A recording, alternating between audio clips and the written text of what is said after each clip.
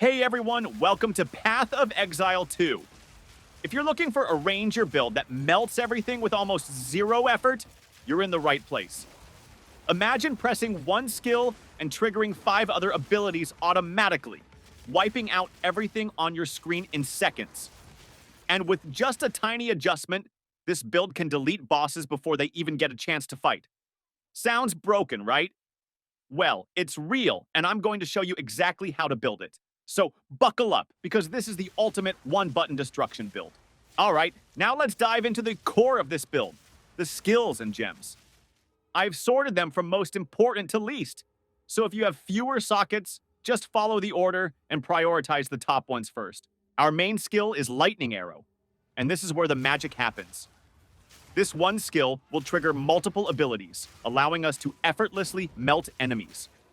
We start by linking it with Overcharge, which increases the magnitude of shock, making sure we get the most out of our elemental damage stacking.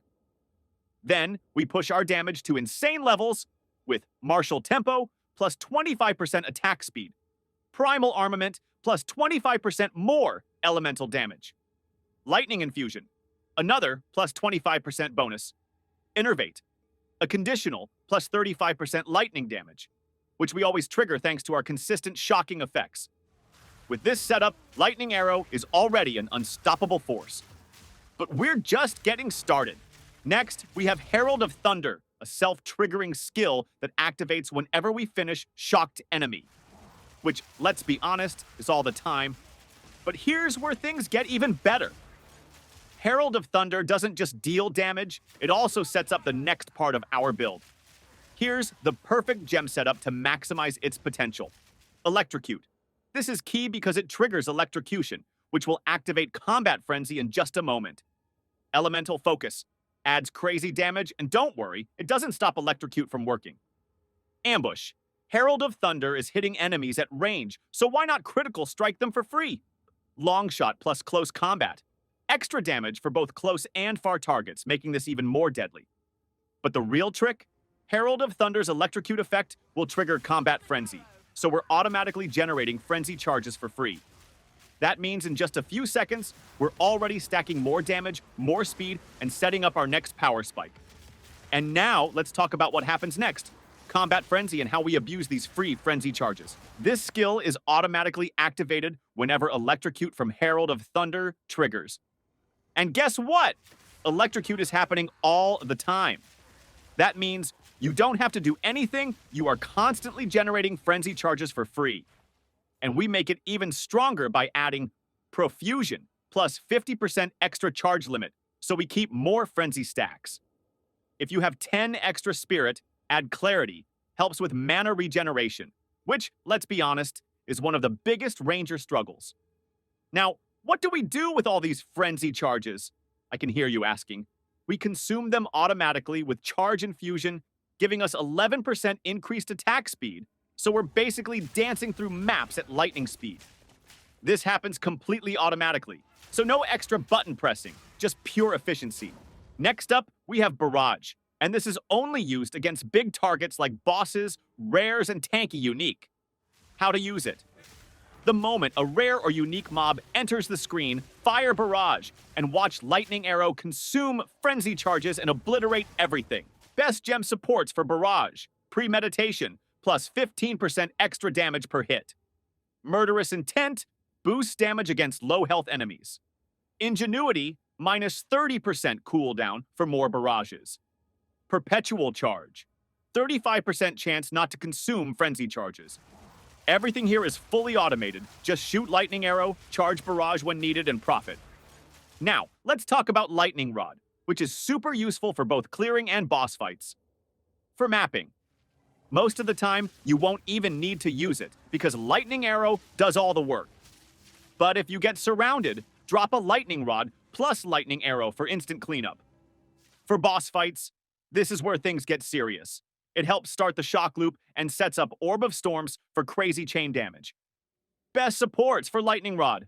Conduction, guarantees 100% shock uptime.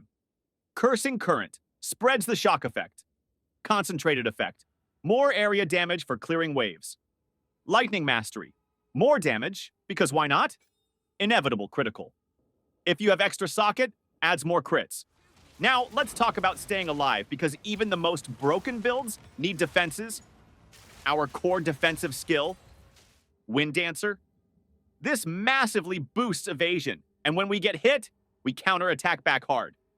To enhance this, we use maims enemies for slowing them and reduce their evasion. Blind lowers their chance to hit us, and their evasion as well. Pin to start, pin buildup. Then, for extra survival, we have two options. Grim Feast, for mapping, generates a ton of energy shield, was able to reach more than 6,000 plus energy shield in maps, which is a huge layer to survive. Ghost Dance, for bosses, keeps our ES layer intact and regenerates 5% evasion when hit, which, quick math, is around 1,100 energy shield per hit for me. Pro tip, switch between these two depending on what you're fighting. Lastly, we have Orb of Storms, which is only for boss fights. Do not use this in mapping. Why? Because if you chain it with Lightning Rod and you have chaining passives, congrats, you just melted your GPU, and you will end up seeing nothing and die for any trap like the Spark build. But for bosses, it's a destructive tool. Let's check the gems before we go for usage. Chain makes it hit multiple times. Overabundance allows 2 orbs instead of 1. Persistence stays longer to cover the entire boss fight. Arcane Tempo speeds up placement if the boss isn't dead after the first hit. All right, now let's talk about what to change before a boss fight. And don't worry, there's still no complexity here because, well, I'm a lazy guy. So here's all you need to do. Step 1. Swap Electrocute and Elemental Focus from Herald of Thunder with Conduction and Cursing Current from Lightning Rod. Step 2. If you have extra energy for one more thing, switch Ghost Dance to Grim Feast, as we talked about earlier, to keep that big energy shield boost for survival. And if you're curious why we do this, Herald of Thunder won't work against bosses because it requires killing shocked enemies to activate. But for bosses, we don't need Herald's damage. All we need is to get the electrocution effect for those 5 seconds of boosted damage, enough time to completely delete the boss. Execution, how to use the setup in boss fights. Step 1, place Orb of Storms just before the fight starts. Step 2, hold down Lightning Rod for a few seconds. Watch the boss stagger and dance in place. Step 3, once the shock cycle starts, switch to Lightning Arrow plus Barrage. Step 4, congrats. The boss is melted. That's it. 2 quick gem swaps, 1 easy setup, and full destruction. Now that bosses are no longer a threat, let's move on to the passive tree to make this build even stronger. Before we dive into the Ascendancy points, I'd really appreciate it if you like and subscribe if you found this video helpful. And if you have any questions or suggestions, drop a comment below. I always check and reply. Now, let's get into how I placed my 8 Ascendancy points and the best order to follow based on how many you have. First, Gathering Winds. This is a huge buff that activates just by using any skill, which, let's be honest, is always happening unless you're asleep. It massively boosts movement speed, skill speed evasion, everything that makes our ranger broken. Second, Wind Ward. This gives damage reduction per Tailwind stack. And guess what? We have 10 Tailwind stacks. So that's a lot of extra survivability. Third, Far Shot. Increases arrow damage the farther they travel, meaning enemies get obliterated before they even show up on screen. Fourth, Endless Munitions. Adds an extra projectile to all of our skills, making our Lightning Arrow and Barrage even more insane. Now that we have our Ascendancy locked in, let's move to the passive tree and see how we push this build even further. And just like before, I'll guide you step by step in order, so depending on how many points you have, just follow along. First, take the road toward Honed Instincts. Solid damage boost and a great early pickup. Then, we continue straight to Quiver Effects and Master Fletching. This entire tree is a must because we have huge dependency on our quiver and gear. Next, move towards this mana and intelligence nodes. This keeps our mana sustained stable while scaling intelligence benefits. After that, grab Subterfuge Mask. This is a game changer for defense because it lets us fully utilize an energy shield helmet. What does this mean? If you wear an energy shield helmet, you get even more evasion than an evasion-based helm. Now, drop down to Falcon Technique. This scales beautifully with our dexterity, boosting our damage. Follow the path back up to Bestial Skin. This is a huge evasion boost that scales perfectly with our evasion armor. Next, grab Enhanced Reflexes. More evasion, more survivability, and just solid dexterity scaling. Now we go for the big damage spike. Coming Calamity, 50% lightning damage, which is absolutely insane DPS. Then we pick up Feathered Fletching. This applies projectile speed to bow damage, making our scaling go through the roof. On the way, grab Pierce the Heart to price an additional target. Now take the entire road up to pure power. This scales our raw damage massively based on intelligence, and we fully abuse this. After that, catch Wild Storm in your amulet. This node is incredibly strong, scaling our lightning damage for free. Now, this is where we unlock the real power spike. Against the Darkness Diamond. First, grab the one that grants either 4% or 5% lightning damage, depending on your budget. This is also a great spot to stack any missing resistances. For me, I took fire resistance and placed it here. And now, cover all the nodes around this area. The big ones provide massive lightning damage, while the small ones give fire resistance in addition to their main effects. First, grab Kite Runner, already a strong projectile node, but now it's scaling as bow damage thanks to Feathered Fletching, and with the lightning damage bonus from the diamond, this becomes absolutely broken. Then, keep picking up every node in this section, and it will provide lightning damage, fire resistance, additional to what it originally does. At this point, our damage is fully optimized, our resistances are covered, and we are ready to destroy everything in sight. Now that we've maxed out the passive tree, it's time to move on to the final piece of the puzzle, gearing. Let's break down exactly what you need to equip for maximum destruction. Alright, now let's break down the best gear for this build. And don't worry, everything here is affordable. If you can't afford some of the high-end pieces, I'll also give you budget alternatives so you can upgrade as you go. First, the helmet. If your intelligence is too low, go for a hybrid int plus dex helmet. Any rare helmet works, but since we're maximizing energy shield, grab the highest ES value you can afford. Why? Because energy shield doubles as evasion. So if you have 435 energy shield like this one, you actually gain 870 evasion, which is crazy. Also, stack intelligence and resistances along the way. If you're solid enough, go with rarity for better loot. Otherwise, just stack more resistances.